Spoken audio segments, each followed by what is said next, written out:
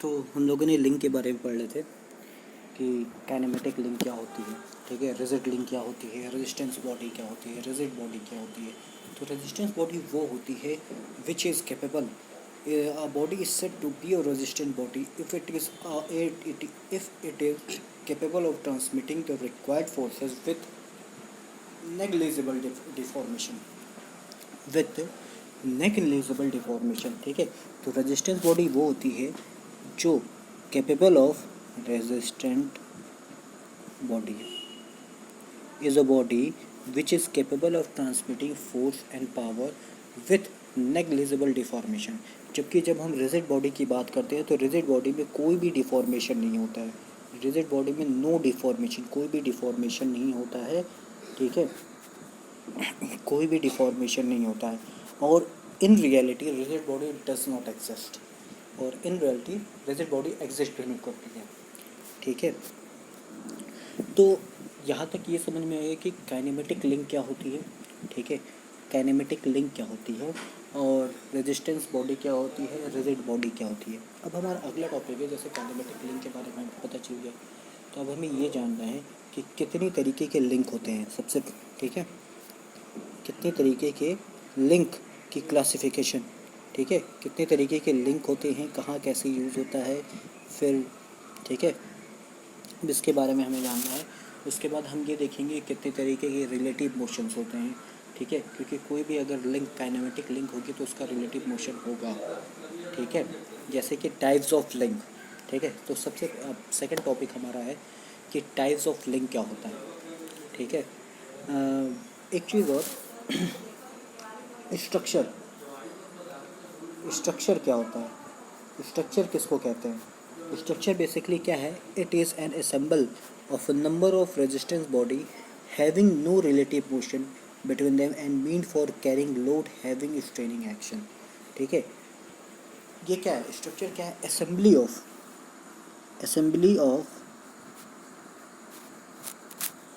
Of resistant body, ठीक है, जिनके बीच में कोई भी रिलेटिव मोशन ना हो, ठीक है। और ये बेसिकली सिर्फ यूज़ किस लिए होते हैं, सिर्फ लोड कैरिंग के लिए यूज़ होते हैं। जैसे कि ट्रस में बेसिकली कितने मेंबर होते हैं, 3, एक पहला लिंक, दूसरा लिंक, तीसरा लिंक। ये किस लिए यूज़ होता है, इसमें इन किसी भी लिंक के इनके किसी भी 2 लिंक को उठा लो, क्या उन दोनों के बीच में कोई भी रिलेटिव मोशन होता है, कोई रिलेटिव मोशन नहीं होता है। क्यों, क्योंकि ये अभी हम आगे पढ़ेंगे डिग्री ऑफ फ्रीडम के बारे में, ठीक है। डिग्री ऑफ फ्रीडम, तो वहाँ तुम्हें ये चीज़ और अच्छे से समझ में आएगी कि कैसे बॉडीज़ कैसे डिग्री ऑफ फ्रीडम बता देता है कि कौन सा बॉडी कितना मूव करेगा, या स्ट्रक्चर है कि फ्रेम है कि क्या है, ठीक है। ये बेसिकली किस लिए यूज़ होता है, ये सिर्फ लोड कैरिंग कैपेसिटी के लोड के लिए यूज़ होता है, लोड कैरिंग के लिए यूज़ होता है, ठीक है। ये हमारा ट्रस है, ठीक है। अब हमें ये पढ़ना है टाइप्स ऑफ लिंक, ठीक है। अब हम यहाँ से देखेंगे कि number of types of link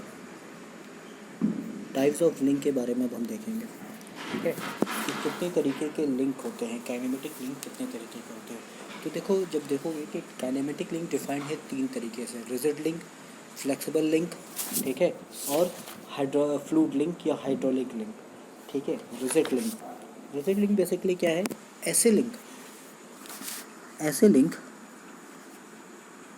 rigid link does not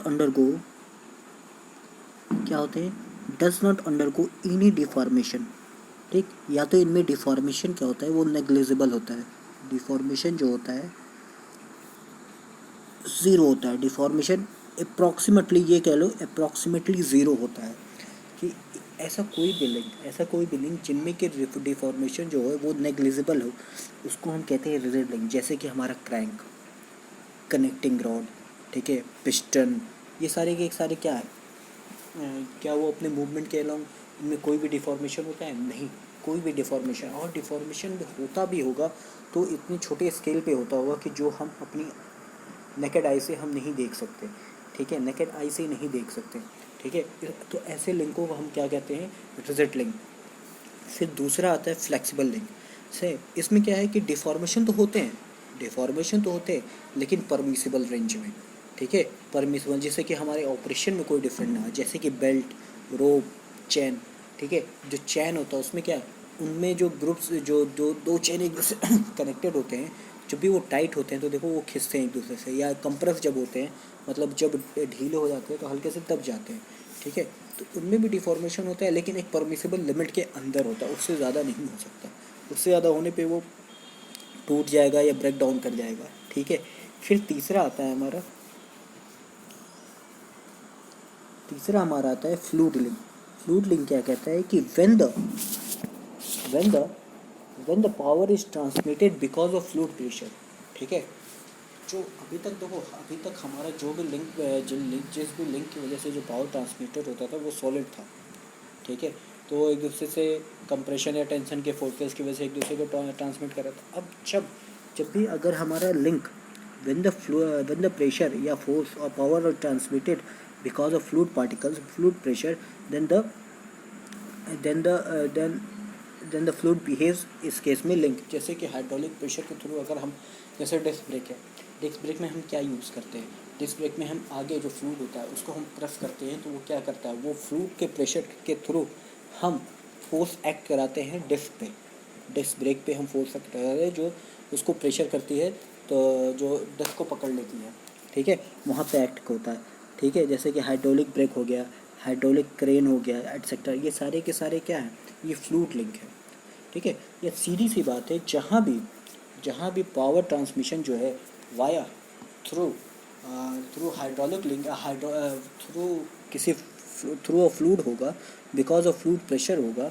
ठीक है, जहाँ भी पावर ट्रांसमिशन जो फ्लूइड प्रेशर की वजह से होगा, उसे हम हाइड्रोलिक ब्रेक या हाइड्रोलिक क्रेन कहेंगे। हाइड्रोलिक क्रेन कहेंगे। ठीक है, तो ये हमारे डिफरेंट टाइप्स ऑफ लिंक हैं। अब हमें ये देखना है कि different types of relative motion, जो लिंक के बीच में कितने तरीके के रिलेटिव मोशंस होते हैं। ठीक है, पहला तो है कम्प्लीटली कांस्टेंट, दूसरा सक्सेसफुली कांस्टेंट, और तीसरा इनकम्प्लीटली कांस्टेंट मोशन। तो सबसे पहले कांस्टेंट मोशन क्या होता है। ठीक है, कांस्टेंट मोशन क्या होता है। कांस्टेंट मोशन मतलब कि different direction irrespective of direction of force. मतलब अगर कोई मोशन ऐसा है, ठीक है, अगर कोई बॉडी मूव कर रही है, ठीक है, और वो सिर्फ एक ही डायरेक्शन में मूव कर रही है, चाहे हम इसको फोर्स इस डायरेक्शन से लगाएं, चाहे इस डायरेक्शन से लगाएं, चाहे इस डायरेक्शन से लगाएं, अगर उसका मोशन सिर्फ एक डायरेक्शन में है तो हम उसे कह देंगे कांस्टेंट मोशन। ठीक है, चाहे हम डायरेक्शन उस बॉडी पे फोर्स लगाने से उस बॉडी पे अगर हम किसी भी डायरेक्शन से फोर्स लगाएं, लेकिन अगर उसका मोशन जो है सिर्फ एक पर्टिकुलर डायरेक्शन में हो रहा है तो हम उसे कहेंगे कांस्टेंट मोशन। ठीक है, जैसे कि पहले वाले केस में, अब देखो यहाँ पे क्या है, यहाँ पे एक बॉक्स है। ठीक है, बॉक्स पे होल है, और होल जो है वो स्क्वायर शेप में है। ठीक है, और जो हमारा रॉड है, इसके थ्रू जो रॉड जा रहा है वो भी स्क्वायर शेप में है, क्रॉस सेक्शन स्क्वायर है। ठीक है, अब हम इस रॉड को अगर ट्रांसलेट कराएंगे इस होल के थ्रू, तो क्या होगा, ये ट्रांसलेट करेगा। ठीक है, लेकिन अब ये देखो कि क्या ये रोटेट कर सकता है इस बॉक्स के थ्रू, नहीं। ठीक है, इसका तुम ये देखोगे, चाहे तुम फोर्स ऐसे लगाओ, चाहे इस बॉडी पे फोर्स ऐसे लगाओ, चाहे ऐसे लगाओ, चाहे जैसे भी लगाओ, ये सिर्फ एक ट्रांसलेशन के अलावा और कोई मोशन नहीं करेगा। तो ये क्या कहलाएगा, ये इसका कहलाएगा कांस्टेंट मोशन। कंप्लीटली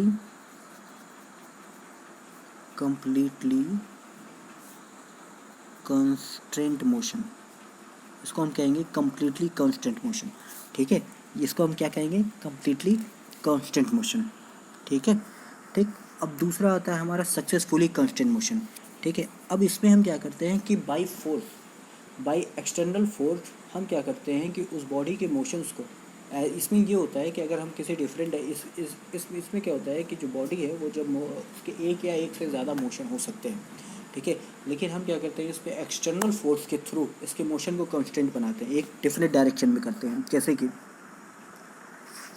कि ये बॉडी लो। ठीक, अब ये कुछ इस तरीके से है।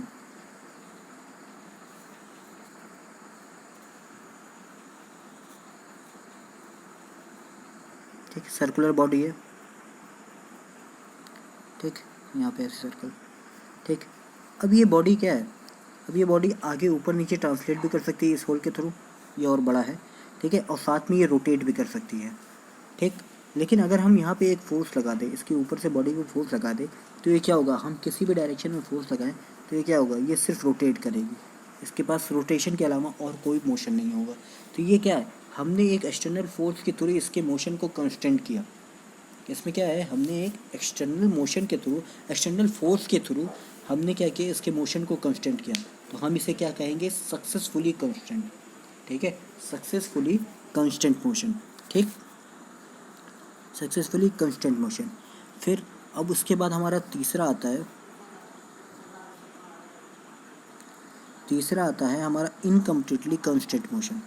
इनकम्प्लीटली कांस्टेंट मोशन क्या है कि जब भी किसी बॉडी का एक से ज़्यादा मोशन होता है, ठीक है, और एक से ज़्यादा मोशन होता है किसी भी अगर बॉडी में, हाँ ठीक है, तो हम उसे इनकम्प्लीटली कांस्टेंट मोशन कहते हैं। जैसे कि ये है, ये बॉल, ये क्या एक स्क्वायर बॉक्स है, स्क्वायर या जो भी बॉक्स कह लो, इसमें जो होल है वो सर्कुलर है, ठीक है, सर्कुलर होल है, इसके थ्रू एक रॉड इसके थ्रू जा रही है, ठीक है। तो अब इस रॉड को देखोगे, ये ट्रांसलेट भी कर सकती है और साथ में रोटेट भी कर सकती है, ठीक है। तो इसके क्या दो इंडिपेंडेंट मोशन है, इसके क्या है, टू इंडिपेंडेंट मोशंस है, इसके दो इंडिपेंडेंट मोशन है। तो हम इसे क्या कहेंगे, इनकम्प्लीटली कांस्टेंट मोशन, इसको क्या कहेंगे, इनकम्प्लीटली कांस्टेंट मोशन। तो ये समझ में आ गया कि कितने तरीके के लिंक है, रिजिड, फ्लेक्सिबल और फ्लूइड लिंक, और कितने तरीके के रिलेटिव मोशंस हो सकते हैं किसी भी दो बॉडी के बीच में, ठीक है, किसी भी दो बॉडी के बीच में। एक तो कम्प्लीटली कांस्टेंट, ठीक है, एक सक्सेसफुली कांस्टेंट मोशन, एक incompletely constant motion. Constant motion की वो कांस्टेंट मोशन कि बॉडी के पास, कांस्टेंट मोशन क्या होता है कि बॉडी के पास, बॉडी जो है एक डेफिनिट डायरेक्शन में मूव कर रही है, डेफिनिट डायरेक्शन में मूव कर रही है, डेफिनिट डायरेक्शन मोशन हो रहा है, irrespective of force, irrespective of direction of force, उसका एक डेफिनिट डायरेक्शन में मूव कर रही है, irrespective of direction of force, direction of application of, irrespective of direction of application of force, ठीक है। अब हमें आगे पढ़ना है कि अभी हमने देखे क्या किया कि अभी तक हमने काइनेमेटिक लिंक के बारे में पढ़ा, ठीक है, एक लिंक के बारे में पढ़ा। अब हम पढ़ेंगे काइनेमेटिक पेयर या जॉइंट। काइनेमेटिक पेयर जब दो लिंक एक दूसरे से ज्वाइंट करेंगे, तो जहाँ भी वो ज्वाइंट करेंगे, जैसे ये दो लिंक है, एक ये लिंक है, एक पहला लिंक, ये दूसरा लिंक, तो ये जहाँ भी ज्वाइंट करेंगे उसको ज्वाइंट बोलेंगे। और इस ज्वाइंट को, ठीक, ज्वाइंट करेंगे और ये दोनों मिल के क्या बनाएंगे, एक काइनेमेटिक पेयर बनाएंगे, ठीक है, काइनेमेटिक पेयर, ठीक, इसको पेयर बनाएंगे, इसको पेयर कहेंगे। लेकिन इसी पेयर को हम काइनेमेटिक पेयर कब कहेंगे, ये अब हम आगे पढ़ेंगे, ठीक है। जैसे कोई भी दो लिंक है, ये दोनों ज्वाइंट हुए, तो ये जिस पॉइंट पे ज्वाइंट करेंगे वो तो वहाँ पे तो एक ज्वाइंट है, ठीक है, लेकिन ये दोनों मिलकर क्या बनाएंगे, एक पेयर बनाएंगे। और इस पेयर को हम तब काइनेमेटिक पेयर कहेंगे जब इन दोनों के बीच का रिलेटिव मोशन एक कांस्टेंट मोशन हो, ठीक है। जब इन दोनों के बीच का जो रिलेटिव मोशन है अगर कांस्टेंट मोशन है, तो हम इसे क्या कहेंगे, काइनेमेटिक पेयर। तो हम इसे काइनेमेटिक पेयर कहेंगे। जब इन दोनों के बीच का जो मोशन है वो कांस्टेंट मोशन है, तो हम इसे क्या कहेंगे, कांस्टेंट मोशन है, तो हम इसे काइनेमेटिक पेयर कहेंगे। तो वही यहाँ पे लिखा भी हुआ है कि the connection between two links is always a joint or a pair, but this pair will also be a kinematic pair when the relative motion between the links is a constant, when the relative motion, ये चीज़ देखो, when the relative motion between the link is a constant or desired motion, ठीक है, कि जब कोई भी दो link एक दूसरे से जब कनेक्ट होंगे तो हम उन्हें पेयर तो कहेंगे, लेकिन उस पेयर को हम काइनेमेटिक पेयर तब कहेंगे जब उन दोनों के बीच का जो रिलेटिव मोशन है कांस्टेंट मोशन होगा, ठीक है, जब उन दोनों के बीच का जो रिलेटिव मोशन है वो कांस्टेंट मोशन होगा, ठीक है। अब बात आती है, ठीक है, हमें ये पता चल गया काइनेमेटिक पेयर क्या। अब हमें ये देखना है कि कितने तरीके के काइनेमेटिक पेयर होते हैं, ठीक है, कि कितने तरीके के काइनेमेटिक पेयर होते हैं। तो अब हम ये देखेंगे कि क्लासिफिकेशन कैसे kinematic pairs, how kinematic pairs are classified. ठीक है, कि काइनेमेटिक पेयर्स कैसे क्लासिफाइड है। तो सबसे पहला क्लासिफिकेशन क्या है,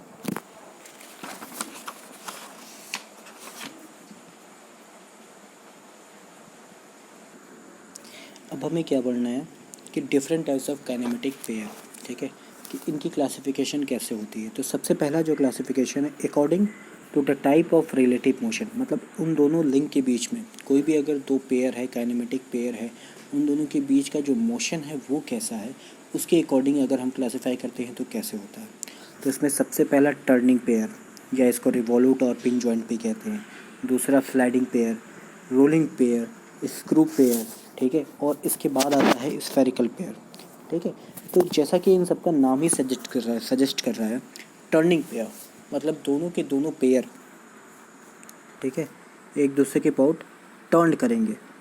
ठीक, इस पॉइंट के अबाउट टर्न करेंगे, मतलब इसमें क्या है, इस मोशन में सिर्फ रिवॉल्व हो सकता है, इस मोशन, इस लिंक के अबाउट, ये लिंक जो है ये सिर्फ इसके अबाउट रिवॉल्व हो सकती है। जैसे कि हमारे जो आर्म होता है, जो हमारा हाथ है, उनके दो जो अपर आर्म और लोअर आर्म के बीच में जो जॉइंट होता है वो एक क्या है, टर्निंग पेयर है। उसमें सिर्फ एक रिवॉल्यूशन का एक मोशन हो सकता है, रिवॉल्व कर सकता है उसके अबाउट, एक दूसरे के अबाउट।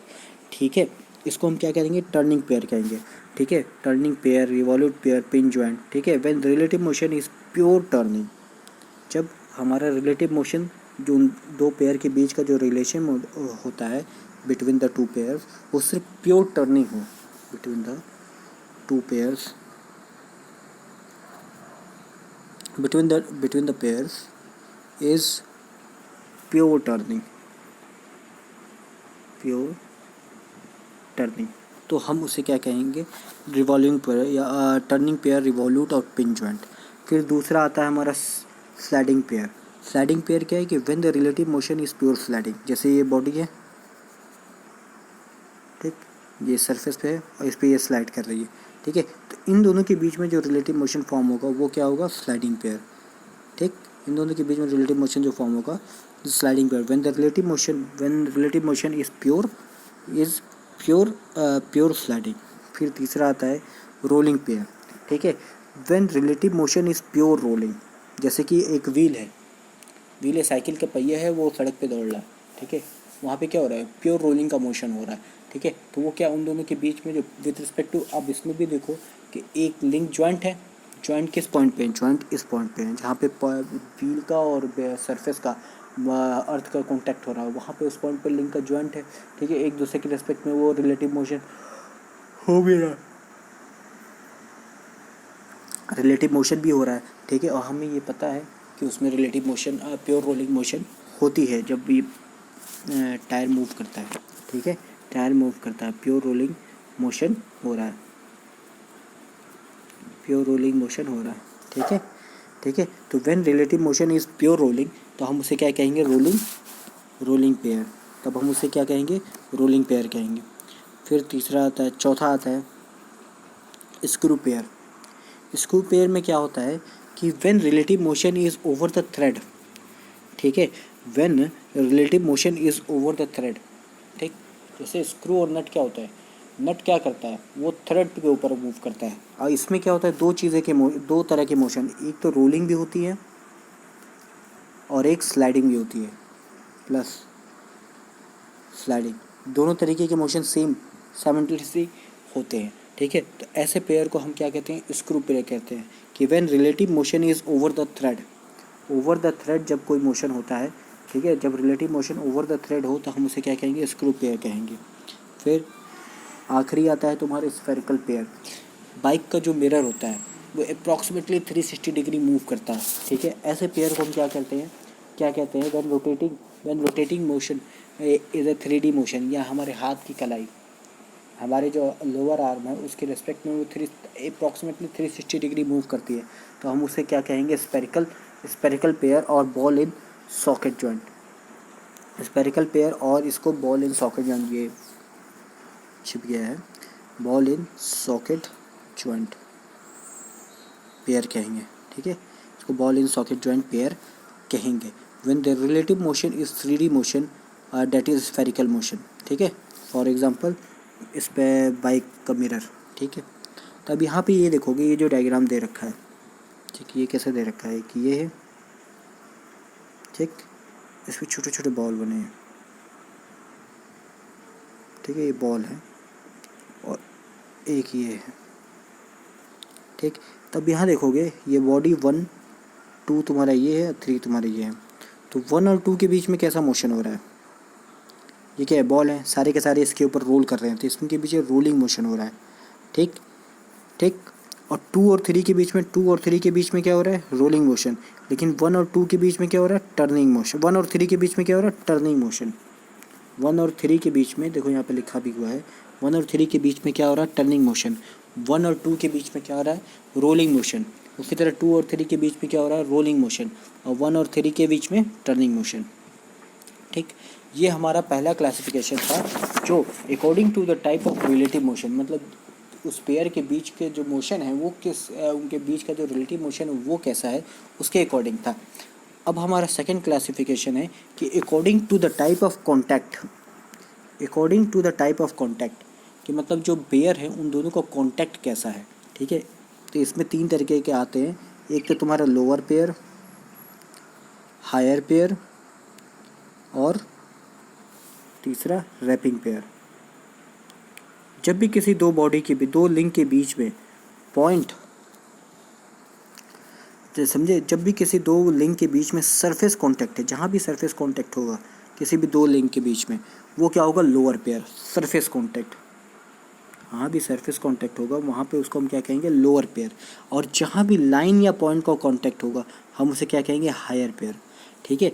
जैसे कि ये है एक लिंक और ये एक लिंक है, और ये देखो ये क्या, ये दोनों एक दूसरे को टच कर रहे हैं, ठीक है, ऐसे है। तो यहाँ पे क्या है, इस पॉइंट, यहाँ पे क्या है, पॉइंट कॉन्टेक्ट, इस लिंक के बीच में और इस लिंक के बीच में क्या है, पॉइंट कॉन्टेक्ट है, ठीक है। उसी तरह अगर हम एक बॉडी जब व्हील मूव करती है अर्थ पे, तो इनके बीच का जो पॉइंट होता है वो भी, इनके बीच का जो कांटेक्ट होता है, ये यहाँ भी एक, यहाँ पे भी एक पॉइंट कांटेक्ट बनता है, ठीक है। तो ये क्या हो जाएगा, हायर पेयर हो जाएगा, ठीक। अब जब इसी पे, और जब इसी सरफेस पे अगर कोई स्लाइडिंग पे ये है, तो कोई बॉक्स मूव कर रहा है, तो यहाँ पे देखोगे इस बॉक्स का पूरा सरफेस अर्थ नीचे वाले सरफेस के कांटेक्ट में, पूरा का पूरा सरफेस कांटेक्ट में। तो ये क्या हो जाएगा, यहाँ पे ये जो पेयर बना रहा है, कांटेक्ट पेयर बनाई, ये जो पेयर है ये तुम्हारा लोअर पेयर है, ठीक है। तो जहाँ पे भी सरफेस का, जहाँ पे भी दोनों लिंक के सरफेस का कांटेक्ट हो रहा है हम उसे क्या कहते हैं, लोअर पेयर कहते हैं। और जहाँ भी पॉइंट और लाइन का कांटेक्ट हो रहा है हम उसे क्या कहते हैं, हायर पेयर कहते हैं, ठीक। अब इसके बाद तीसरा आता है रैपिंग पेयर, ठीक है। ये क्या होता है कि when one link is wrapped over the other link, जैसे बेल्ट और चेन, बेल्ट और पुली में, बेल्ट और पुली में क्या होता है, पुली के ऊपर तुम्हारा बेल्ट क्या पूरी तरीके से रैप होता है, ठीक है, बेल्ट पुली में, ठीक है। तो हम उसे क्या कहेंगे, रैपिंग पेयर कहेंगे, ठीक है। एक्चुअली ये कहने के लिए तो अगर तुम देखोगे तो ये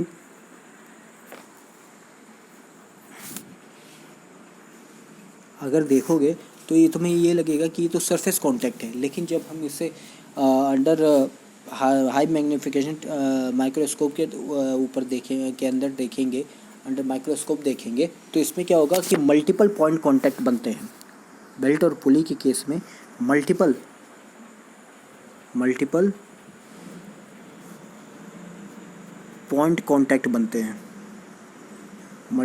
पॉइंट कांटेक्ट बनते हैं, ठीक है। इसलिए हम इन्हें क्या कहते हैं, रैपिंग, एक नया पेयर कहते हैं, रैपिंग पेयर कह देते हैं इसे, ठीक है। कि ना तो ये पूरी तरीके से पॉइंट कांटेक्ट है या हायर पेयर में आते हैं, ठीक है, या ना पूरी तरीके से ये लोअर पेयर में आता है, तो हम इसे क्या कह देते हैं, रैपिंग पेयर। और बेल्ट एंड पुली इसका सबसे अच्छा एग्जाम्पल है, ठीक है। ये क्या होते हैं, close to but not higher pair, ठीक है। इसमें क्या होता है, much friction is there between the multiple point contact, ठीक है। और एक चीज़ हमेशा याद रखना कि जो हायर पेयर होता है, एक हायर पेयर इक्विवेलेंट होता है 2 लोअर पेयर के। मतलब कहने का मतलब है कि अगर किसी लिंक में अगर एक कहीं भी हायर पेयर कोई कॉन्टैक्ट, हायर पेयर का कोई दो लिंक है, कोड के 2 लिंक है, ठीक है। अगर कोई दो लिंक है, अगर उन दोनों के बीच का जो पेयर बन रहा है वो अगर हायर पेयर है, तो अगर हम उस हायर पेयर को किसी लोअर पेयर से अगर हम हटाते हैं, सब्स्टिट्यूट करते हैं, रिप्लेस करते हैं, तो हमें दो लोअर पेयर की ज़रूरत पड़ती है, जैसे कि यहाँ पे ये, ठीक है। One higher pair is equivalent to two lower pair, जैसे कि यहाँ पे ये, यहाँ पे क्या है, ये इस लिंक और इस लिंक के बीच का जो पॉइंट ऑफ कांटेक्ट है वो क्या है, एक पॉइंट कांटेक्ट है, ठीक है। लेकिन इस लिंक को हटाने के लिए हमें क्या है, ये लिंक दो लोअर पेयर का लिंक लगाने पड़ेंगे, एक ये लोअर पेयर, एक ये लोअर पेयर का लिंक, ठीक है। दो लिंक लगाने पड़ते हैं, इसीलिए कहा जाता है कि one higher pair is equivalent to two lower pair, is equivalent to two lower pair, ठीक है। अब इसके बाद हमारा तीसरा क्लासिफिकेशन आता है according to the type of closure, according to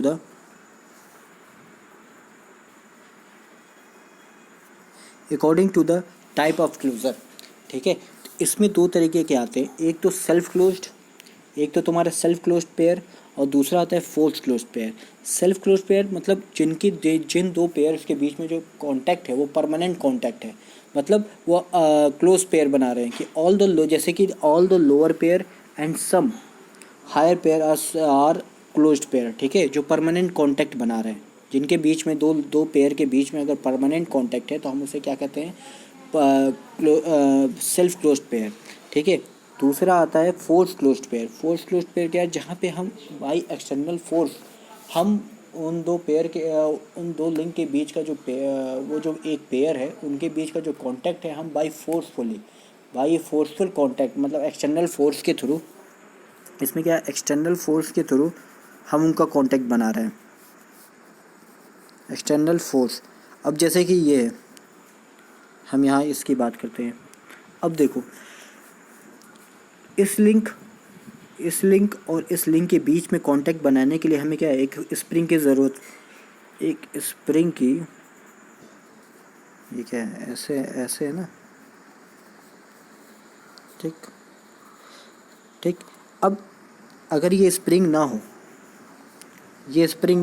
तो जब भी ये मोशन ऊपर जाएगा तो ये ऊपर ही रुक जाएगा, नीचे नहीं आएगा। अगर मासलेस, दोनों बॉडी को मासलेस मानते हैं, तो ये स्प्रिंग की वजह से हम क्या कर रहे हैं, हम इस पर फोर्सफुल कांटेक्ट बना रहे हैं, ठीक। एक खुद से एक्सटर्नल एजेंसी के थ्रू हम इस पर फोर्सफुल कांटेक्ट बना रहे हैं, इसी को हम कहते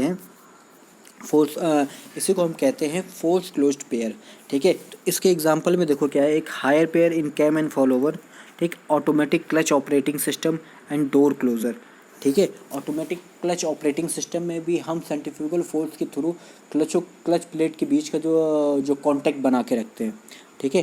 सेंट्रीफ्यूगल फोर्स की वजह स्प्रिंग लगे होते हैं जिनकी वजह से कांटेक्ट बना रहता है, उसी तरह डोर क्लोजर में भी, ठीक है। तो on the basis of type of closure दो तरीके के पेयर होते हैं, तुम्हारा सेल्फ क्लोज्ड और फोर्स क्लोज्ड, ठीक है। इसके बाद हमारा आता है कितने तरीके के जॉइंट होते हैं, जॉइंट कितने तरीके के होते हैं। तो जॉइंट बेसिकली 3-4 तरीके के होते हैं। एक तो बाइनरी, ठीक है, जब भी दो लिंक एक दूसरे से जॉइंट मिलते हैं तो हम उसे बाइनरी कहते हैं। लेकिन अगर इसी में एक और लिंक मिल जाए तो हम इसे क्या, 3 लिंक मिल रहे हैं तो हम इसे टर्नरी कहेंगे, इसे क्या कहेंगे, टर्नरी कहेंगे। Where 3 links are connected, where 2 links are connected, ठीक, उसे टर्नरी कहेंगे। और एक चीज़ याद रखना, one ternary joint is equivalent होता है 2 बाइनरी जॉइंट के, ठीक है। ये सारी चीज़ें हमें डिग्री ऑफ फ्रीडम, किसी भी बॉडी की डिग्री ऑफ फ्रीडम निकालने के लिए रिक्वायरमेंट होती है, ठीक है।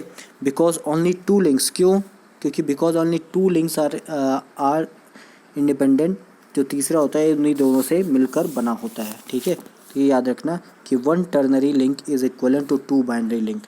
अब जैसे ये है, ये देखो, ये एक टर्नरी लिंक है, अब ये एक लिंक है, अब इससे 3 लिंक कनेक्टेड है, ठीक, ये टर्नरी लिंक है, एक एग्जांपल है टर्नरी लिंक का। एक तो ये सीधा एग्जांपल है, लेकिन ये भी एक टर्नरी लिंक है, ठीक, आता है क्वेश्चन में, ठीक है। ये एक तरह का टर्नरी लिंक है, ठीक है।